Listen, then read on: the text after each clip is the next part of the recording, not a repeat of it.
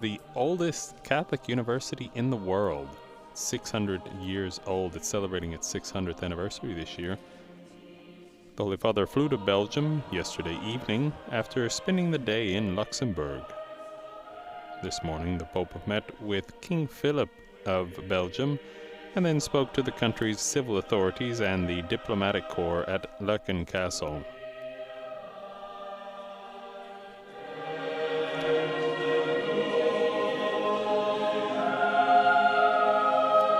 We hear the university's choir welcome the Holy Father, and he will be brought up into the main hall.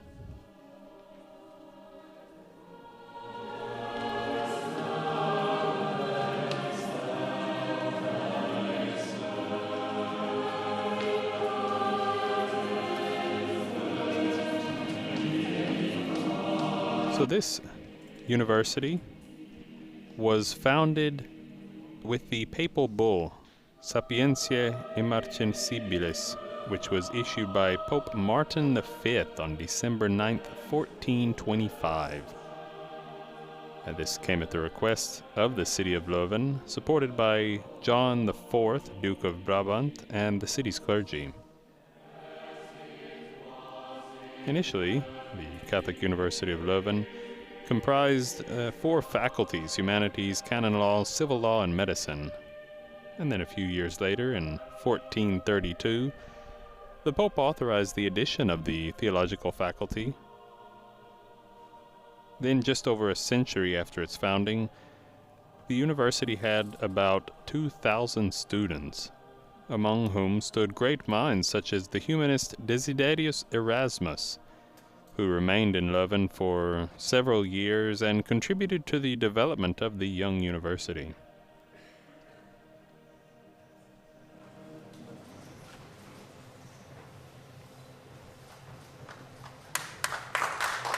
Erasmus was responsible for the publication of St. Thomas More's famous work, Utopia. It was published in Leuven in 1516. The clapping you hear is Holy Father being wheeled in to the hall here and signing the Book of Honor. So Erasmus, while he was in Leuven, also was involved in the founding of the Trilingual College in 1517, known as the School of New Knowledge in Europe, for the study of Greek, Latin, and Hebrew. Erasmus is remembered as one of the fathers of humanism.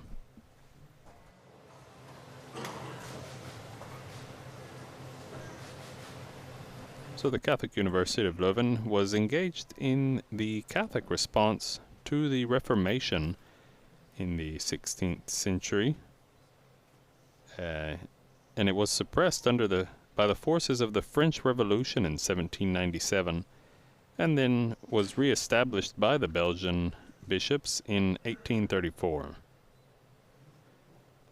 Prior to that, it had a very famous library that was burned during the German invasion in 1914. The library was then rebuilt with American funds and books donated by many nations in 1921 to 28, but then it was later destroyed again by a fire during the German invasion of 1940, but then afterwards was finally restored.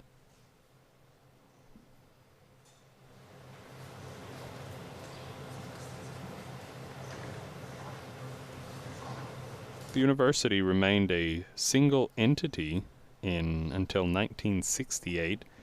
At that point it was split, based on linguistic differences, into 2 distinct universities, one in Flemish and based in Leuven, and then the Catholic University of Louvain in French, located in the newly created city of Louvain-la-Neuve, approximately 24 kilometers southwest of Leuven.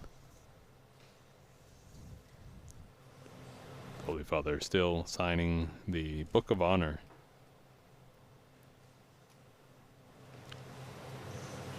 And today the Catholic University has chosen to pursue internationally oriented scientific development. Its research center has grown rapidly, as has the number of students. It currently has enrolled over 60,000 students distributed across various campuses inside and outside the city, and it employs nearly 10,000 staff members in each sector, along with the university hospitals. It is one of the leading European research organizations and can certainly be considered a global player in numerous fields.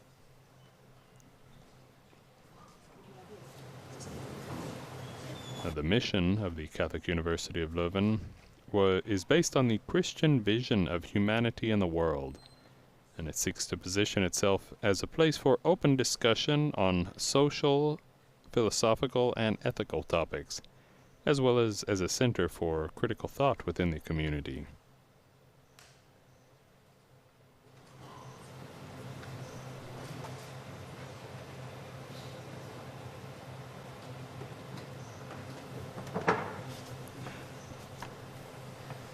With Pope Francis, we see the Rector of the Catholic University.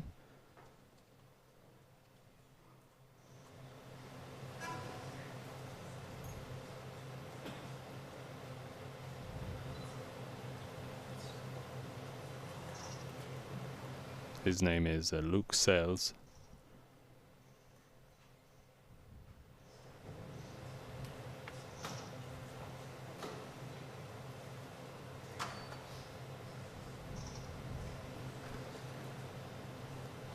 Pope Francis finishing up his signing of the Book of Honor.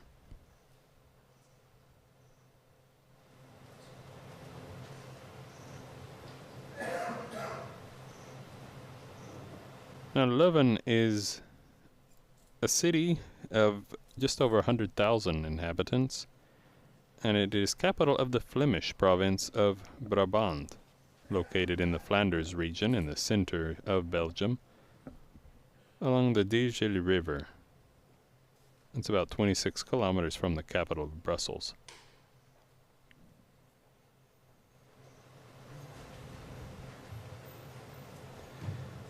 Pope Francis gets out of his wheelchair and stands and prepares to sit down.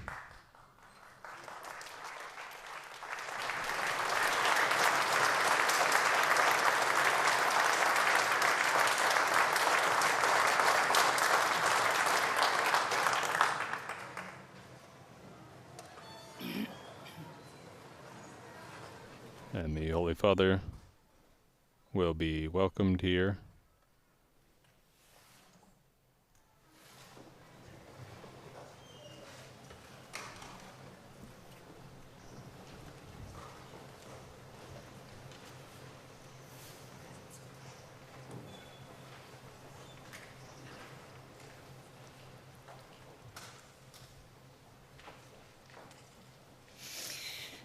Buon pomeriggio, Santità.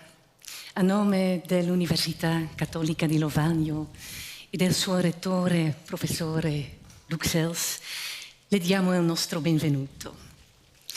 Siamo particolarmente onorati della sua venuta nel nostro paese, in questa città, The Holy Father being in welcomed questa università. to Siamo the university lieti che lei si sia completamente ristabilito. in Italian, providing him a greeting. Geachte aanwezigen, aan u allen And the ook presenter een heel welcomes hartelijk welkom.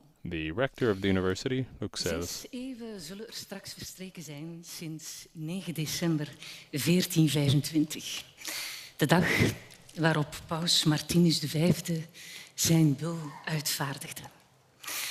De Leuvense Universiteit is daarmee de oudste nog bestaande universiteit van Europa die ingebed is in de katholieke traditie. KU Leuven is een door waarden gedreven instelling, die niet alleen inzet op intellectuele groei, maar ook op sociale, ethische en spirituele ontwikkeling.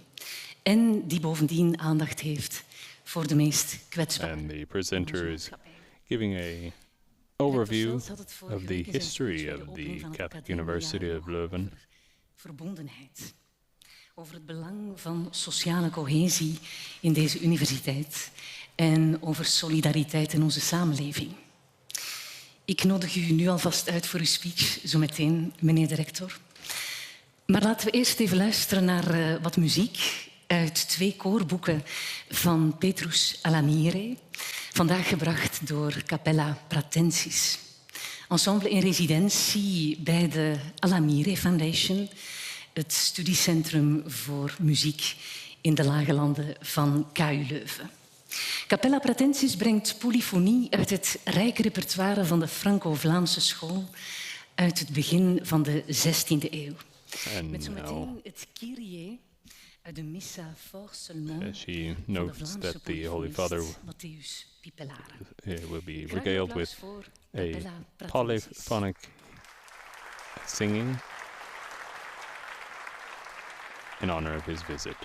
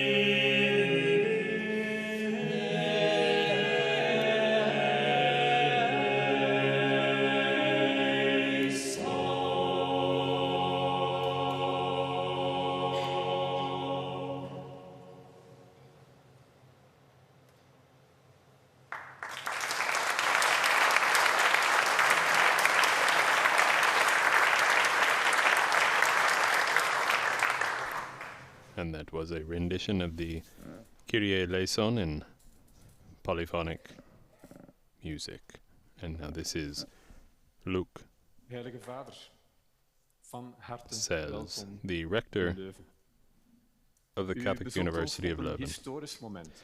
Holy Father, Binnenkort vieren we de 600ste I extend a warm verjaardag welcome van to you in de Leuven. stichting van de universiteit hier. Your visit comes at a historic moment. Een universiteit die zich ontwikkelde in de christelijke bedding van het West-Europa van de 15e eeuw. Soon we will celebrate the 600th anniversary of our university, a university that has developed on the Christian foundations of Western Europe in the 15th century. Our university has withstood the vicissitudes of time, survived social and religious upheavals, and still seeks the mutual enrichment of human reason and the presumption of transcendence. In 1985, the Rector Emeritus de Sommer invoked the freedom to wander during the visit of Pope John Paul II. The knowledge that our scientists are gradually acquiring often lies in the gray area between knowing and not knowing. They develop with a full awareness of not yet knowing everything, and certainly not knowing anything definitive. This arduous search for a partial and provisional truth is sometimes accompanied by assumptions that later prove false, and by discoveries that occasionally cause misunderstandings. Indeed, exploring new paths carries the risk of getting lost. But, as Tolkien said, not all who wander are lost. Today, fortunately, the freedom to wander is no longer a bone of contention. Today, we are an independent university, rooted in Christian values and inspiration. Our scientific work is open, without prejudices or barriers. It is precisely in this independence that perhaps lies our greatest value for the Church. Our university can be a critical partner, a place for open discussion on ethical, social, and philosophical issues, a center of critical and loyal reflection that inspires us, but also challenges the Catholic community. Ours is a center of reflection that also dares to challenge society based on this Christian vision of the world. This is what is needed. You are visiting us at a time when many people are searching for meaning and answers. In an era of increasing uncertainty, geopolitical changes, new conflicts, pressure on ecology and climate, technological revolution and polarization, enormous migratory flows, and refugees.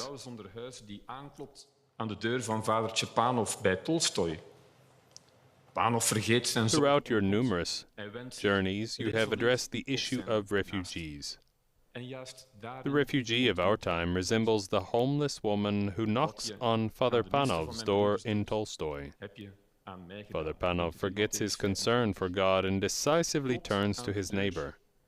And it is precisely in this that he meets God. Whatever you did for the least of my brothers, you did for me, is heard in Matthew 25. Knock, and it will be opened to you, is heard in Matthew 7.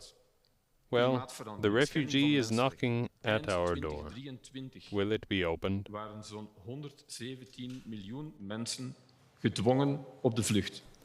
Millions of people have been uprooted by political violence, climate change, and human rights violations. By the end of 2023, about 117 million people had been forcibly displaced. Numerous human rights violations are not only the triggering cause, too often they continue during the flight. At European borders, detention, police violence, sexual exploitation, or family separation are all too often part of the refugees' experiences.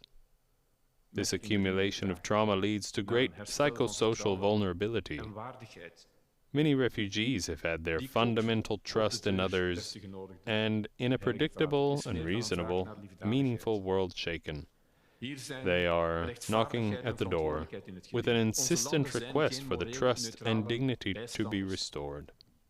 Zij hebben verplichtingen die voortvloeien uit humaniteit en internationaal erkend recht, maar ook uit This knocking at the door is more than a request for charity. Justice and responsibility are at stake. Our countries are not morally neutral witnesses. They have obligations derived from a sense of humanity and internationally recognized rights, but also from the responsibility of a violent history of Western colonization that has contributed to the creation of failed states, artificial borders, and economic dependency. Behind the refugees' plea lies the request for a society that dares to rethink and redistribute the universe, its universe. Both the university and the church operate in this reality that challenges and stimulates us. Both feel an insistent knocking at their door. Al te vaak wordt de vluchteling niet voorgesteld als een slachtoffer van mensenrechten schendingen. The influx of refugees is giving rise to a lively and polarized debate. Some advocate for broad solidarity, while others, conversely, call for stronger borders.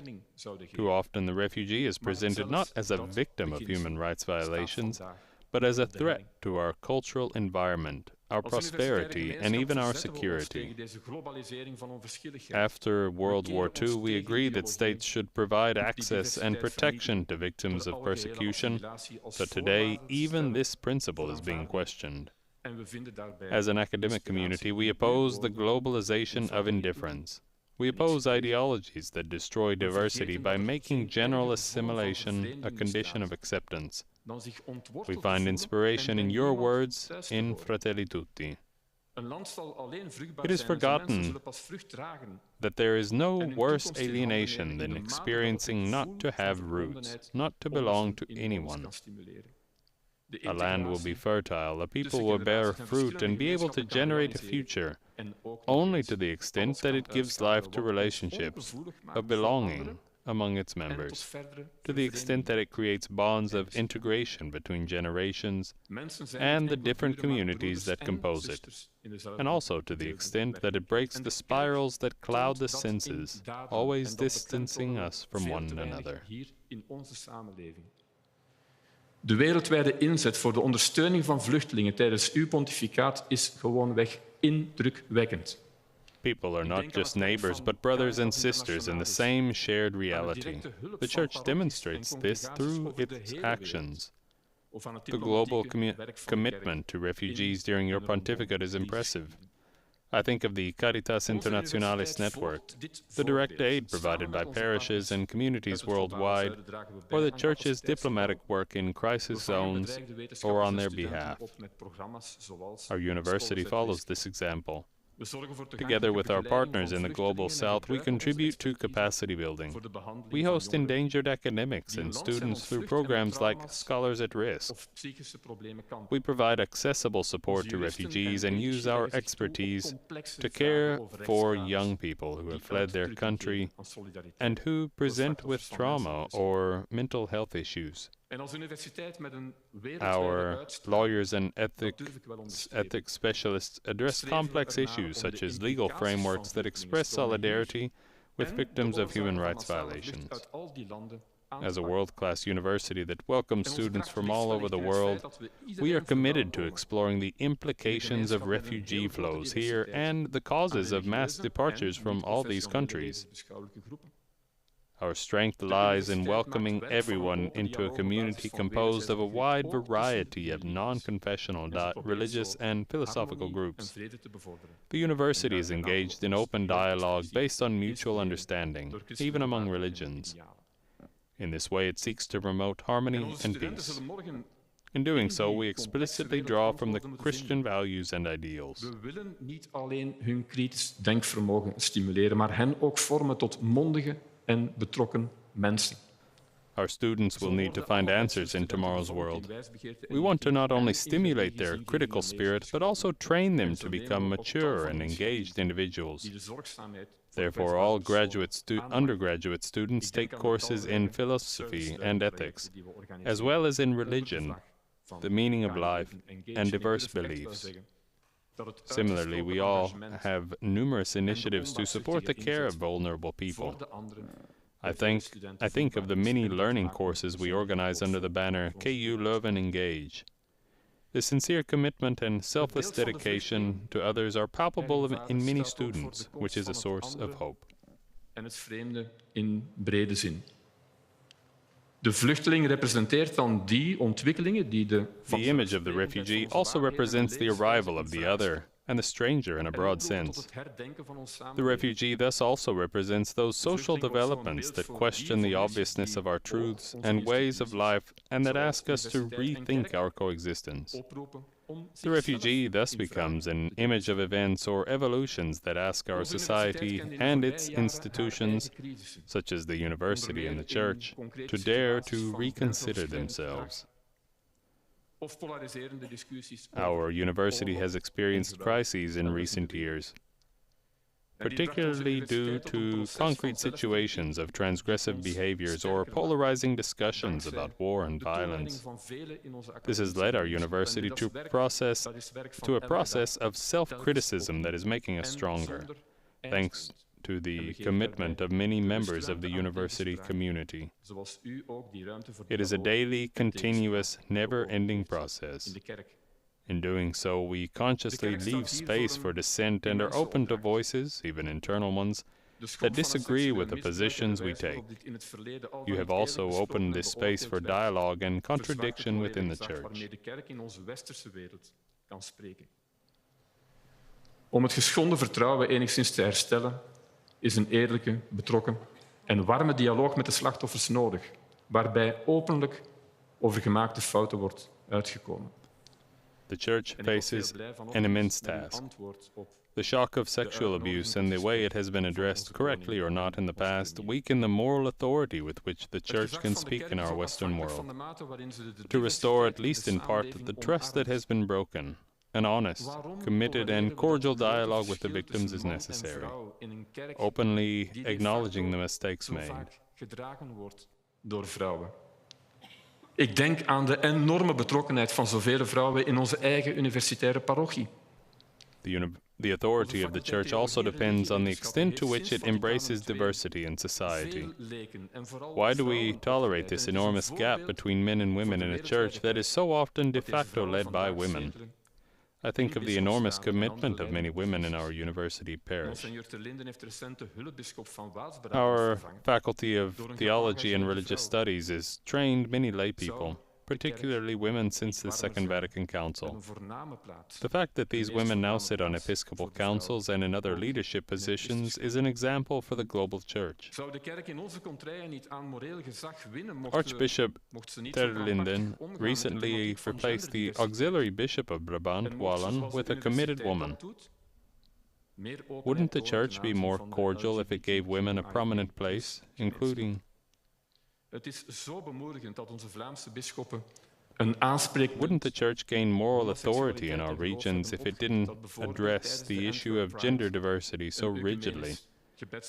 And if, like the university, it showed greater openness towards the LGBTQ+ community?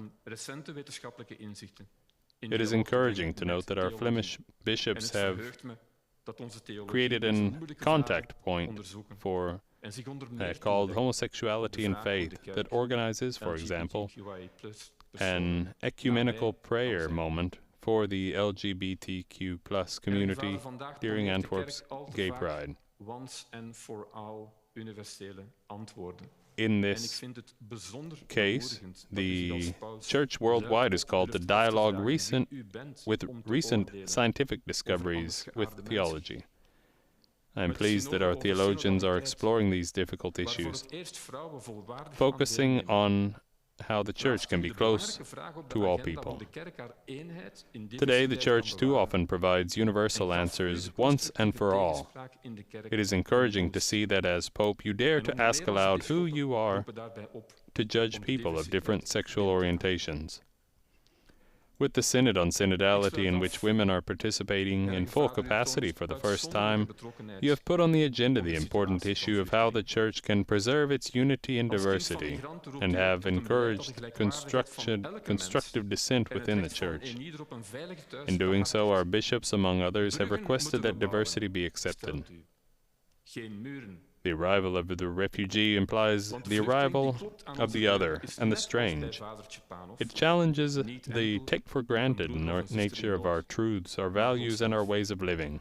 And so it is for both the church and the university. In een wereld waarin we er juist steeds meer toe neigen om muren te bouwen, ons af te sluiten van wat anders en vreemd is. Die door angst en You have demonstrated an exceptional commitment to the condition of refugees. As a child of migrants, you call for policies that defend the equality of every human being and not everyone's right, and as well as everyone's right to a safe home. We must build bridges, you say, not walls. Because the refugee knocking at our door, like Father Panov, is not just a brother or sister in need, but God himself. The particularly significant aspect is that you are making this appeal in a world where, in fact, we are increasingly inclined to build walls, to close ourselves off from what is different and foreign. This reaction, fueled by fear and the instinct for self-preservation, is partly understandable. Indeed, in some regions, poorly managed migration especially affects the most vulnerable populations. Consequently, they fall prey to political forces that exploit their fear. Our common inspiration challenges us to take this fear seriously, working towards a creative openness, towards all who may seem different, in terms of religion, political ideology, culture, or origin, but with whom we deeply share our humanity. The refugee is knocking at our door. The persistent sound of their knocking is raw and penetrating. Shall we open the door for them?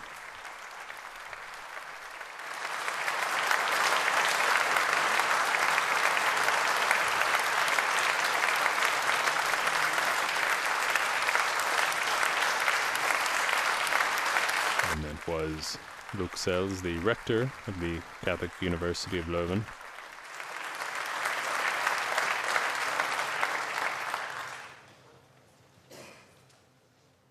Hartelijk dank, rector Sels. Aan KU Leuven krijgt solidariteit met vluchtelingen ook vorm in een zorgaanbod voor vluchtelingen. Uitgebouwd door de faculteit Psychologie en Pedagogische Wetenschappen en het Universitair Psychiatrisch Now at this point, the presenter is saying that is explaining about the university's work with refugees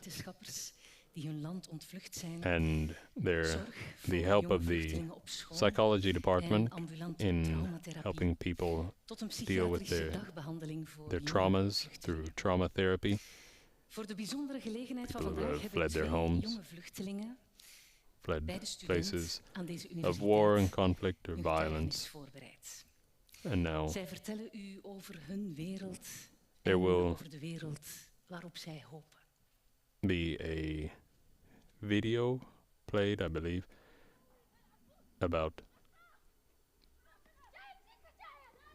entitled "The Dead Don't Dream." This is a poem.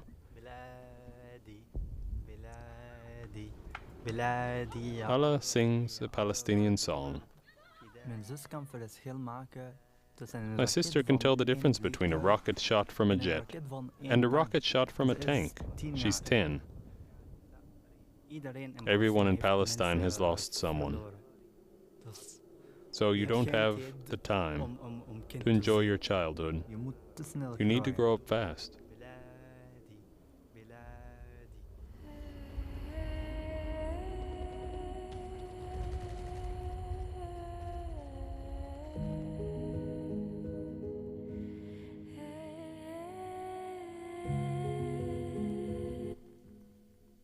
You're hearing, if you're following us on radio, a video.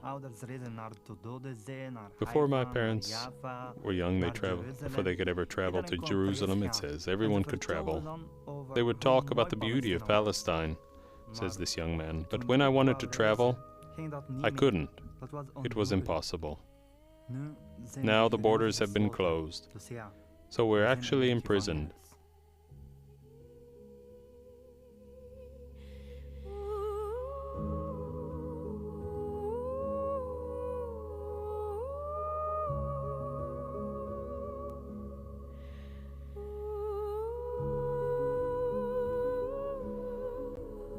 I am the first child of my family. I had a very good mom who was very inspiring to me until this day also. She understood the power of education. That's what she gave me. She was always pushing me to read, always buying me books, and she has given me very loving and positive environment around me. Like literally we grew up together. She was my friend. Going to medicine was shocking in a way. Before I didn't understand it because I didn't think the world was like against women. The number of women that I saw who went through sexual violence, female genital mutilation, child marriage, and it was just an eye-opener for me. It's so troubling they don't even know they're going through this oppression. They're just calling it a culture. Toen ik mijn diploma van de... Another young man in the video said, when I got my degree, I got a scholarship, and I went to Tunisia. It was my dream to become a doctor. But if I had graduated in Tunisia, what could I have done? I couldn't stay there. I would have had to return to Palestine. I saw war, no jobs, nothing, just a prison. So I needed a plan. I needed to become a refugee. When the war started, I was in Aksum because I wanted to do my residency in pediatric there. So like the previous day, we were having outside in a hotel, we were having dinner, we were having fun. And in the middle of the night, we hear some shooting, and then after, I could have never in my life have guessed I would see so much destruction.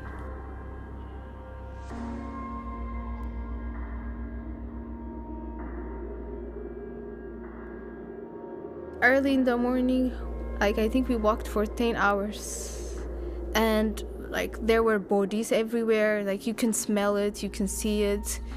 It was like that. It was so terrifying thing to see.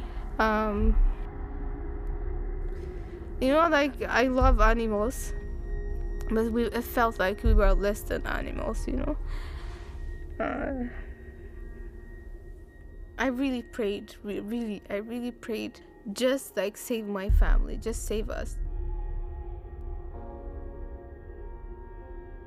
Als Palestijn woon ik As tussen... a Palestinian, I live in between two worlds. I live in Europe, a safe place.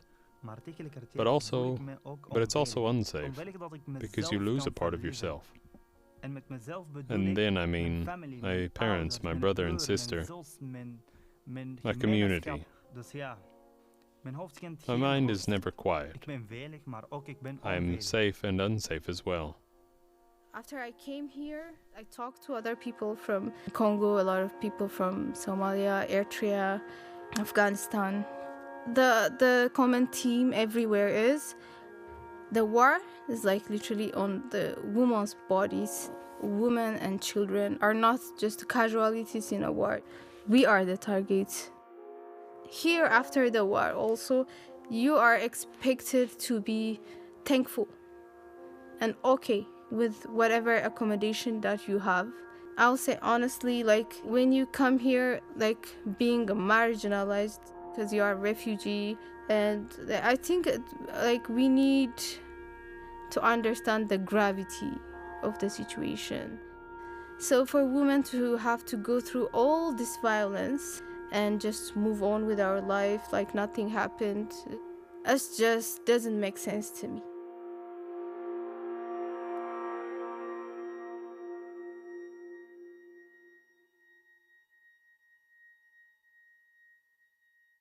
Die family is... My family is no longer together. I hope my family will be at my table soon. The entire family. So I can share a meal with my parents. Everyone at the same table. Yes, that's my dream.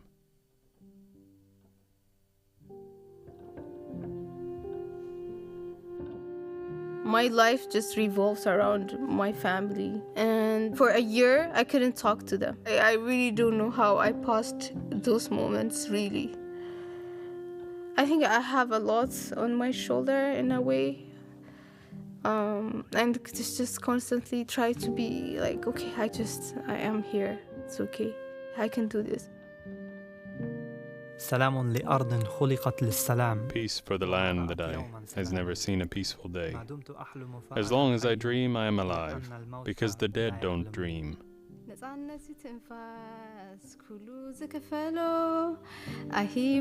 Helen sings an Ethiopian song.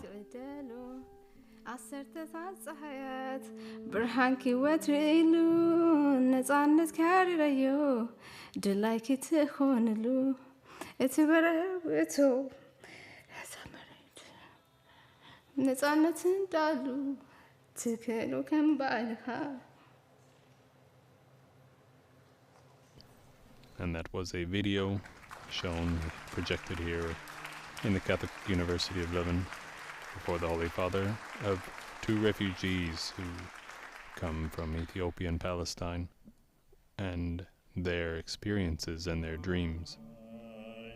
And now we will hear another polyphonic song.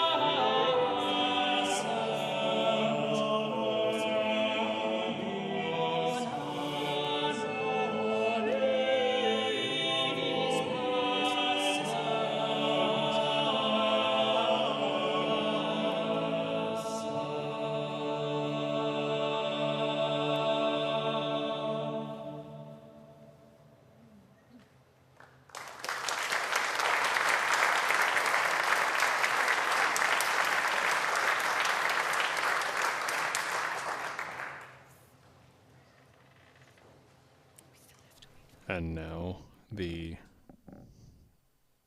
believe we are about to move into the Holy Father's speech.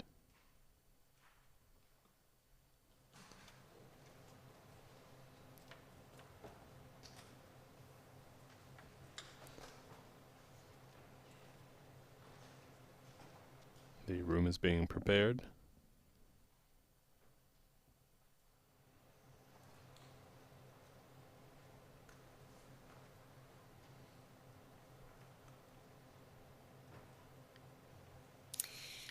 Capella Pratensis bracht na de twee presenter die we net zagen het Agnus Dei uit een mis van Jean Mouton, gebaseerd op zijn motet Agnus Dei. Dat eindigt met de beroemde woorden van de psalmist: Geef vrede in onze tijd, o Heer, da pacem Domine. Een tekst die perfect aansluit bij het einde van dit Agnus Dei, Dona nobis pacem. Ik geef graag het woord nu aan u, Heilige Vader. And the presenter welcomes the Holy Father and invites him to deliver his address here at the Catholic University of Leuven.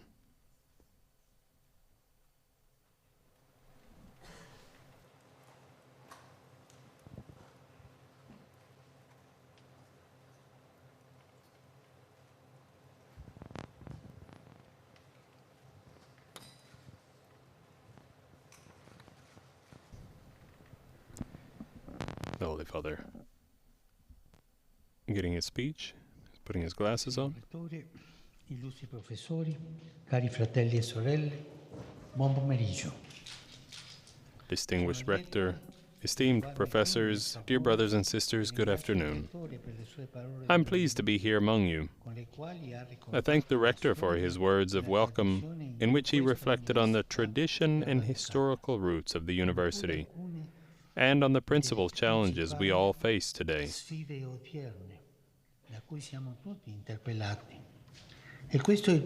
Indeed, the first task of a university is to offer integral formation, so that students may be equipped with the tools needed for interpreting the present and planning for the future. La formazione culturale, infatti, non è mai fine a se stessa. Yet, cultural formation is never an end in itself, and universities should never run the risk of becoming cathedrals in the desert.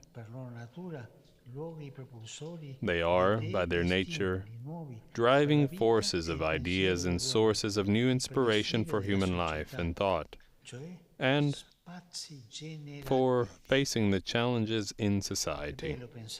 In other words, they are generative places.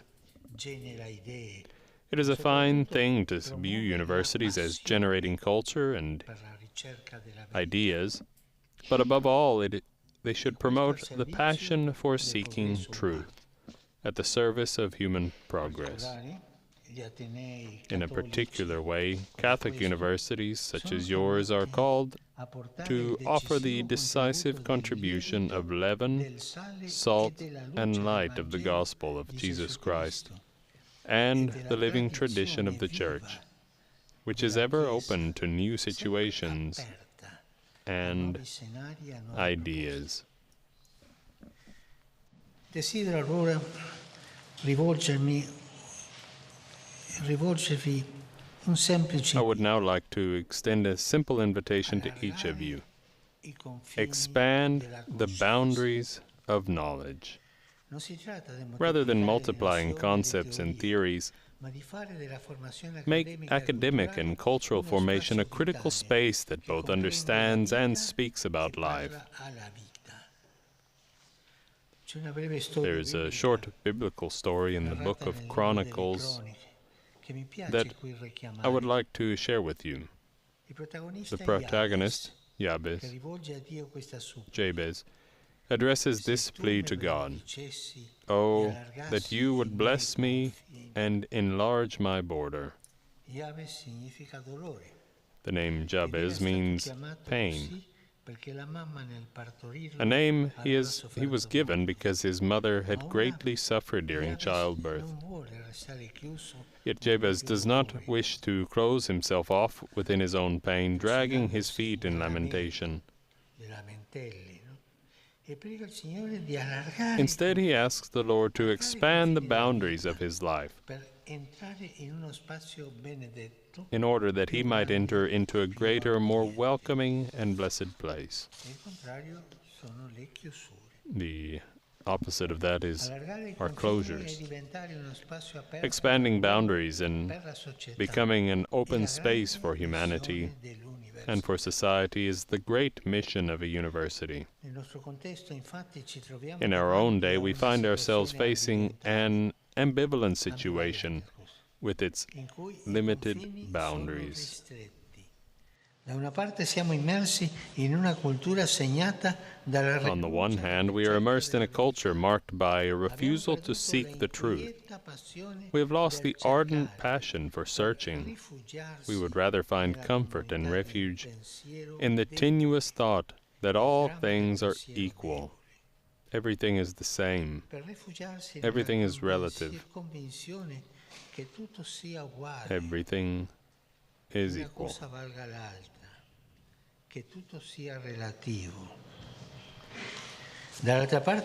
On the other hand, when the question of truth arises in university contexts and elsewhere, we can often fall into a rationalist approach, considering as true only those things that can be measured and tested by experiment, as if life were uniquely restricted to what is material and visible. In both these cases, boundaries are limited. With reference to the first type of limit, we find a kind of intellectual weariness which consigns us to a permanent state of uncertainty, lacking all passion, as if the search for meaning were useless and reality were incomprehensible. This worldview is expressed by some of the characters in Franz Kafka's works, which describe the tragic and distressing human condition of the 19th century. In a dialogue between two characters in one of his stories, we find this affirmation: "I think she doesn't worry about the truth because it's too tiring."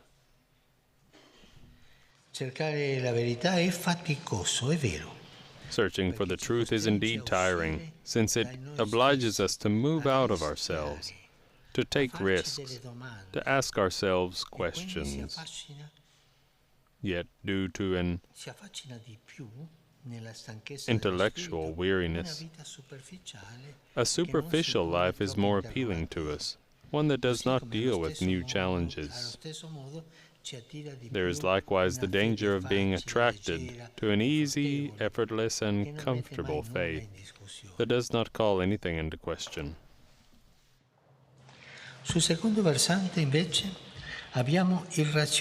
Turning to the second kind of limited boundaries, today we run the risk of falling once again into a soulless rationalism, conditioned by a technocratic culture. Quando si riduce l'uomo a sola materia, quando la realtà viene costretta dentro il limite. When human beings are regarded as mere matter, when reality is constrained within the limits of what is visible, when reason is reduced to mathematical and experimental sciences, much is lost. In this way, we lose our sense of wonder, and when our sense of wonder is gone, we can't think. Our sense of wonder is the beginning of philosophy and of thought. We lose our ability to marvel, which urges us to look beyond, to raise our eyes heavenwards, to discover that hidden truth which responds to such fundamental questions as, why am I alive? What is the meaning of my life? What is the ultimate aim and purpose of this journey? Romano Guardini asked himself, why is it that man, despite so much progress, is so unknown to himself and becomes ever more so? It is because he has lost the key to understanding his own essence. The law of our truth states that man understands himself only if he begins from above, from beyond himself, from God, for man's very existence comes from him.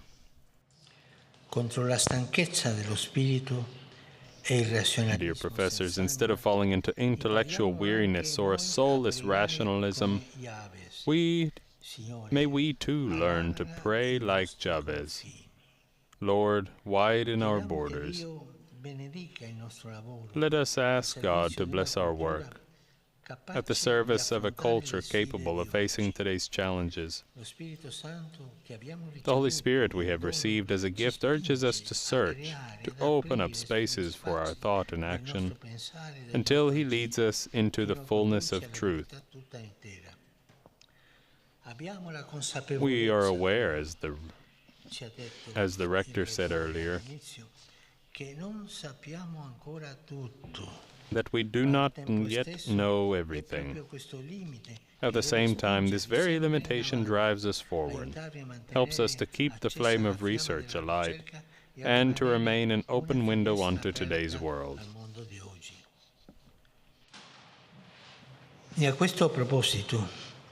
In this regard, I would like to express sincere words of gratitude. Thank you. Thank you for expanding boundaries.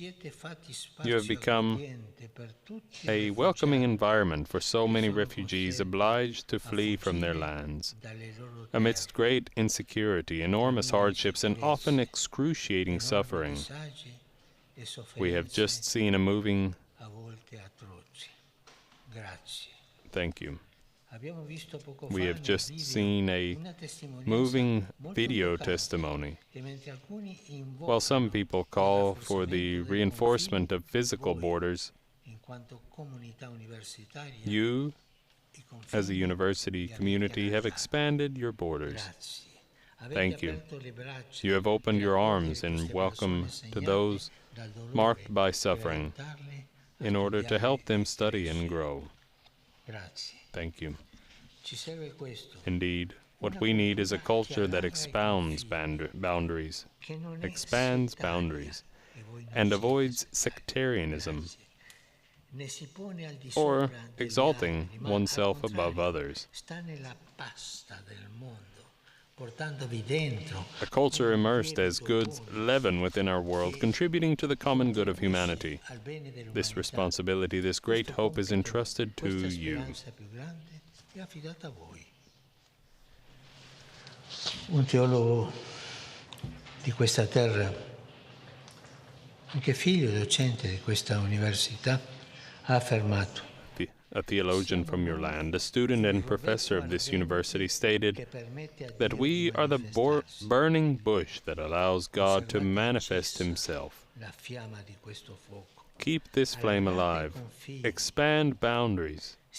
Be restless seekers of truth.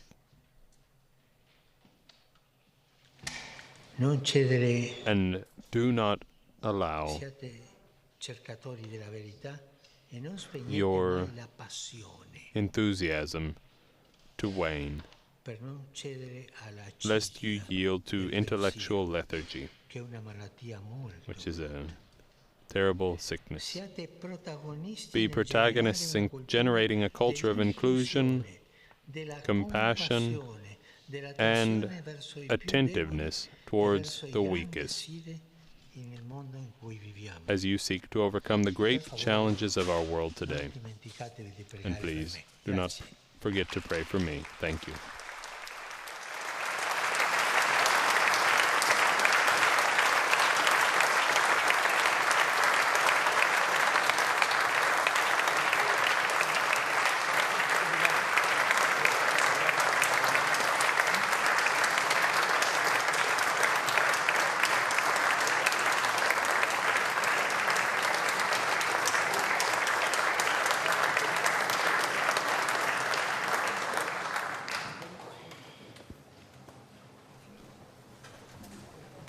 Sustained applause for Pope Francis's speech here at the Catholic University of Leuven.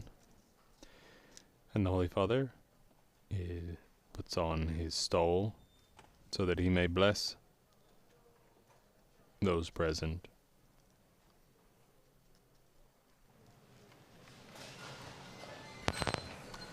We prepare ourselves to receive our Holy Father's blessing.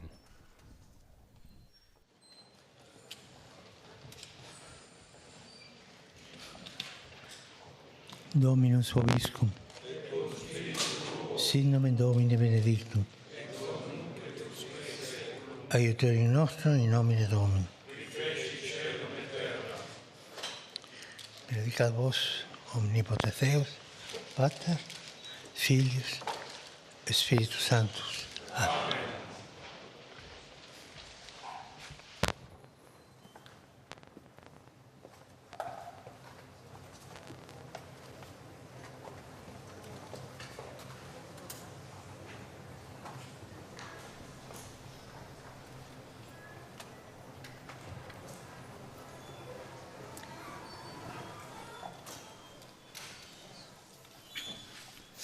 And now the Holy Father is greeted by the presenter in name of the university.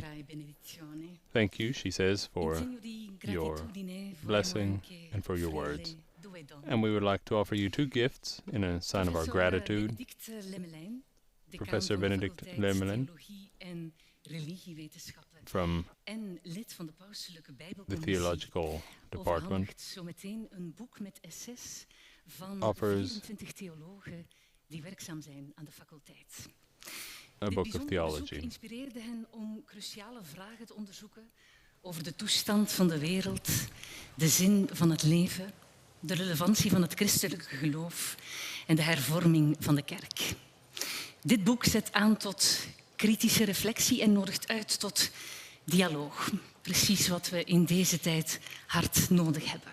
Geduld, nuance en goede gesprekken. Professor Lemelin, ik nodig u uit om het boek nu aan zijn heiligheid te overhandigen.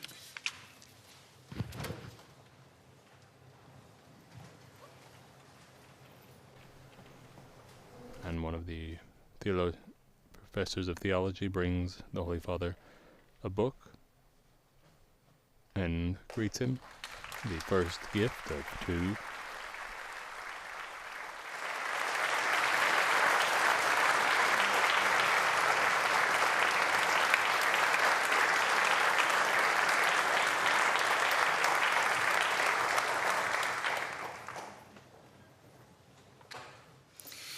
Sinds 1909 prijkt op het zegel van de Leuvense Universiteit de Sede Sapientiae, of de zetel der wijsheid. Het 15e-eeuwse beeld van de universitaire patrones is ook een van de pronkstukken van de Sint-Pieterskerk. Het werk dat rector Sels zo meteen aan zijn heiligheid zal overhandigen, is daarop gebaseerd. Het werd gedesigned en geproduceerd in het Princess Elizabeth Additive Manufacturing Lab, het 3D-printlabo van KU Leuven. And this is the second gift is a statue, a small production that's given to the Holy Father to celebrate the 600th anniversary of the university. It bears the years 1424 to 2024.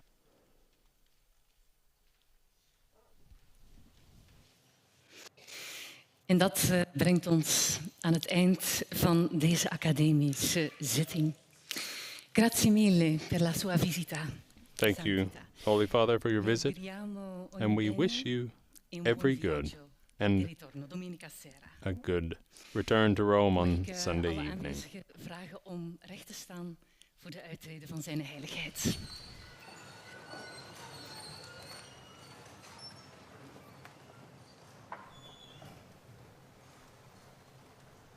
And after this, the Holy Father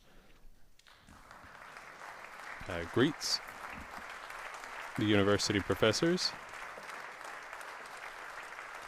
And he now will be taken up the elevator to another part of the university for a small, very brief reception by several refugees who are from different origins and are being assisted here by the Catholic University, allowed to study in hopes of a better life. So each of the migrants that the Holy Father will meet has a different story of persecution and a different religious background.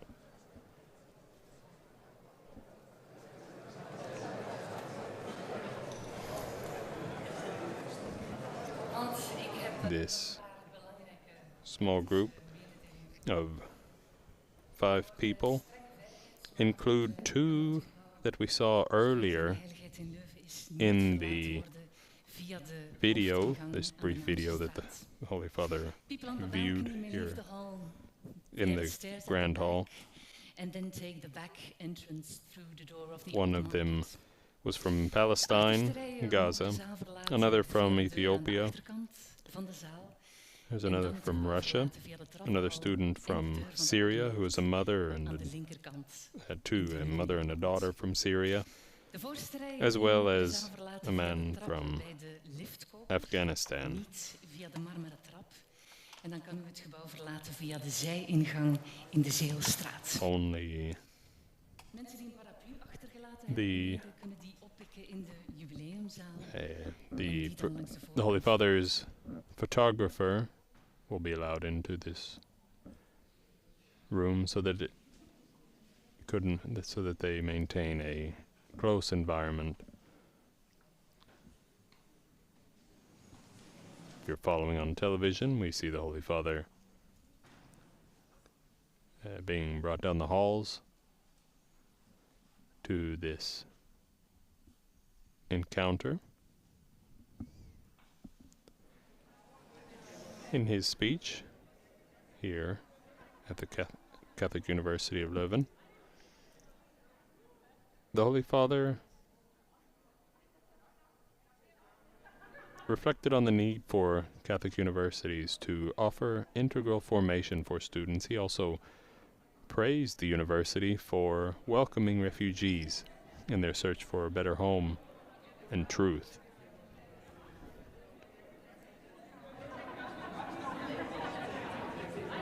The Holy Father greets a few of the refugees.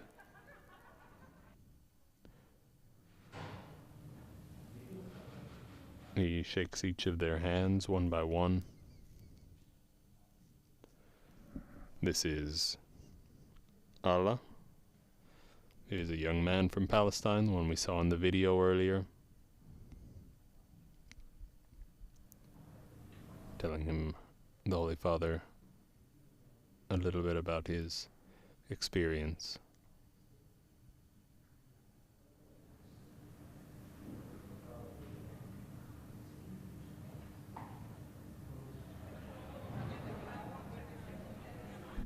Speaking to university professors, the Pope earlier noted that what we need and what our world needs is a culture that expands our boundaries, one that avoids sectarianism or exalting ourselves above others.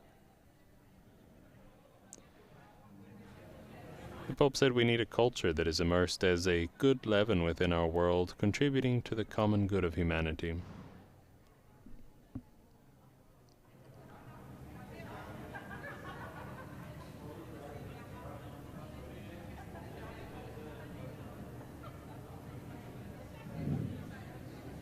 University professors and university education, said the Pope, should ask God for the grace to widen our borders. He recalled a story from the book of Chronicles in the Old Testament about a man named Jabez. The Pope also warned researchers and those whose job it is to explore various disciplines to never lose our sense of wonder, our ability to marvel. He says that ability to marvel looks beyond, helps us to raise our eyes to heaven, and to discover the hidden truth that responds to such fundamental questions like, why am I alive? And what is the meaning of my life? Pope Francis lamented that our modern society seems to refuse to seek the truth. He said it has lost the passion for searching, looking only for comfort, that ends up making everything equal and relative.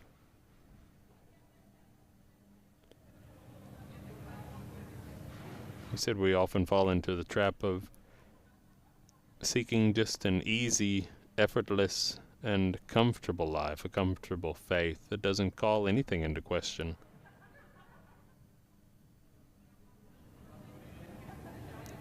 Holy Father speaking to a young woman, a Syrian refugee with her mother.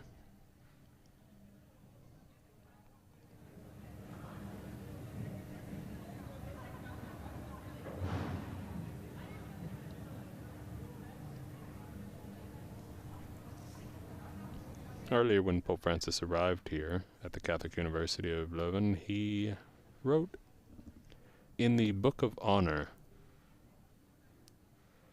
he wrote, "May this ancient and great university always nurture minds and hearts open to the truth, capable of reading the signs of the times, and dedicated to the noble causes of civil life.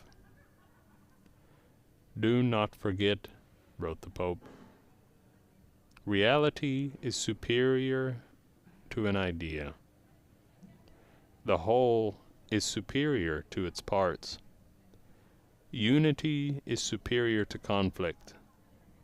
Time is superior to space." Those were the Holy Father's words that he wrote earlier in the Book of Honor.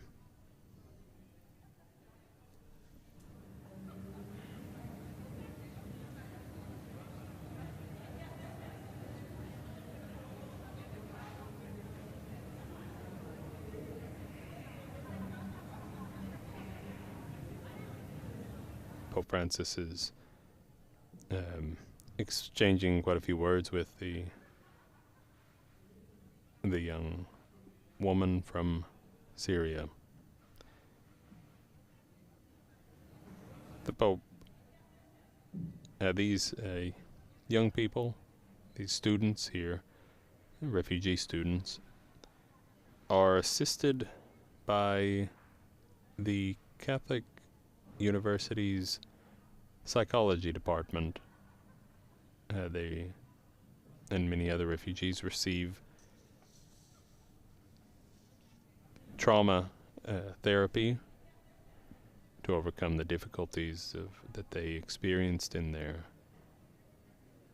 home countries, places they were forced to flee, making it to Belgium.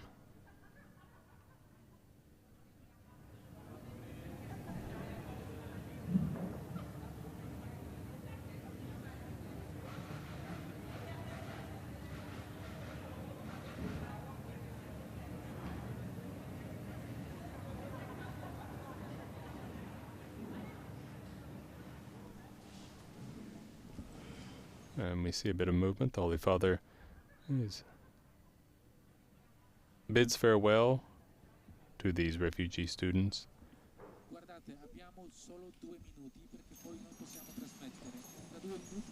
And with that, as the Holy Father concludes this visit today, we conclude this live broadcast of his meeting with university professors at the Catholic University of Leuven. Join us again on Saturday for the Pope's encounter with the bishops, clergy, and religious of Belgium. On behalf of Vatican Media, I'd like to thank our in-studio audio technician, Patrizio Ciprari, and Father Pavel Reitel, our audio coordinator, as well as all of our media partners and our friends at DYCIA who have made this broadcast possible, and all of you for joining us. Laudetur Jesus Christus, praised be Jesus Christ.